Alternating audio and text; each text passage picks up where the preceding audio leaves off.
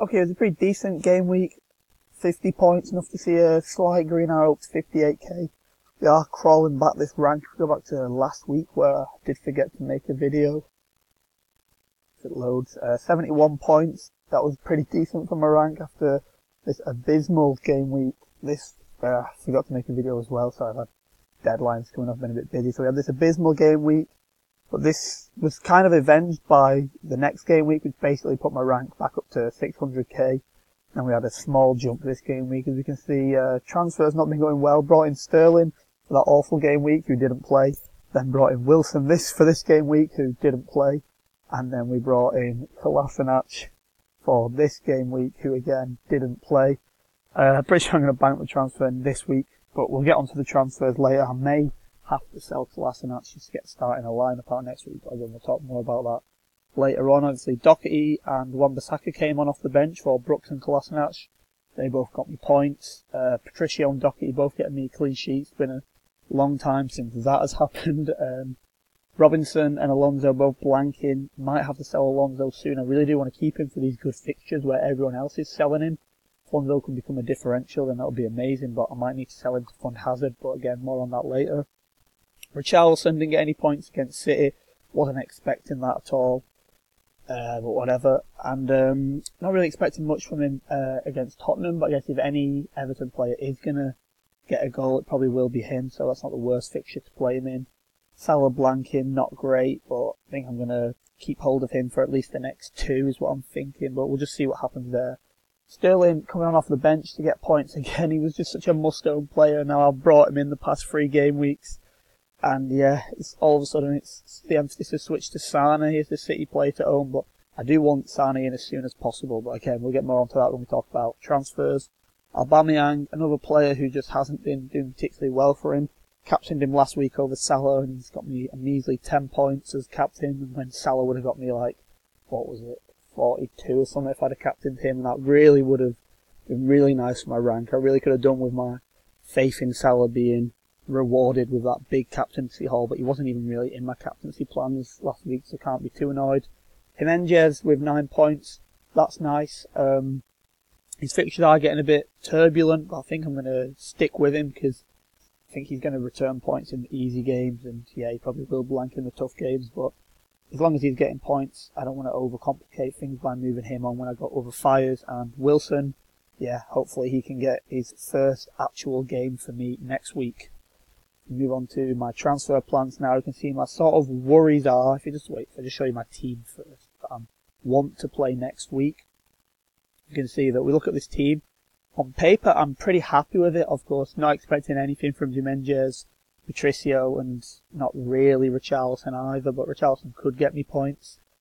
But apart from that, I'm really happy with the team. The only worry is Brooks and Kolasinac might not play. However, I'm pretty sure Brooks will play because he was rested last week, and Wilson's back now, so hopefully those two will go back up front together, but who knows. But I'm fairly confident Brooks will play. Not going to sell Brooks anyway, because my long-term transfer plan is for Brooks to become either Hazard or Son, so selling him for Snodgrass or Patterson is just too short-term a move when my long-term plans to upgrade him. And Kolasinac, I kind of feel like Arsenal might need him because he got such an injury crisis at the back that I feel like if he's fit, he'll probably end up playing. But Monreal did play really well in that left wing-back position, but I'm kind of feeling if they're going to stick with this back 5, then Monreal is definitely going to be needed at centre-back, and Kolasinac is going to get left wing-back spot.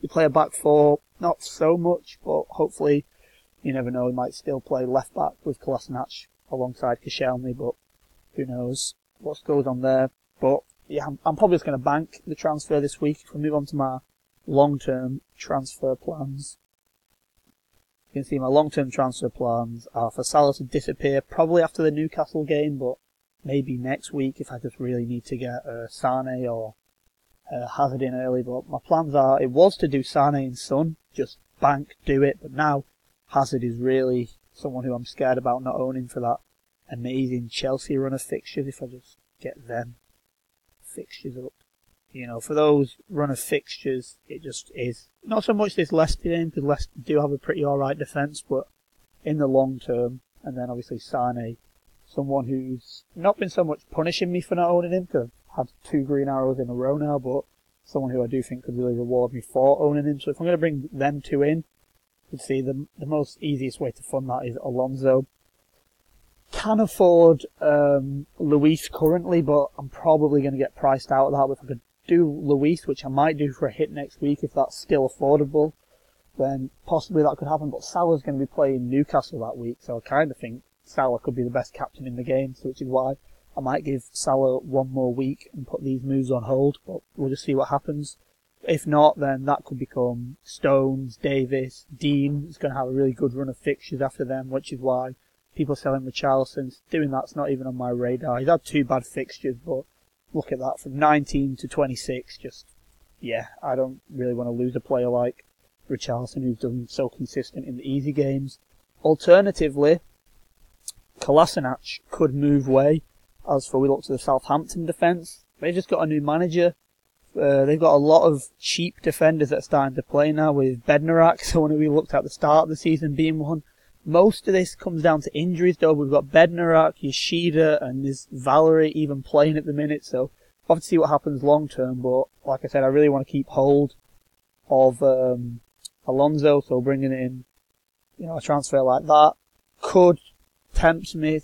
Maybe even Robinson to Trent, but I don't know, Robinson's just been so reliable for me that I kind of don't want to do that. But yeah, that's it in the long term. Aubameyang, another one who we've got to look at. Maybe he could go to fund Son coming in at some point. But I just think for now, his underlying numbers are so good. Yes, missed 6 big chances in the past 6 games isn't great, but he's also had the highest XG in the game in the past 6 games. So selling him, not really on my radar at the minute. I do really want to remain patient. On my to-do list is getting Hazard, getting Sane, and ditch Salah once the Newcastle game's done with, or maybe even before. Yeah,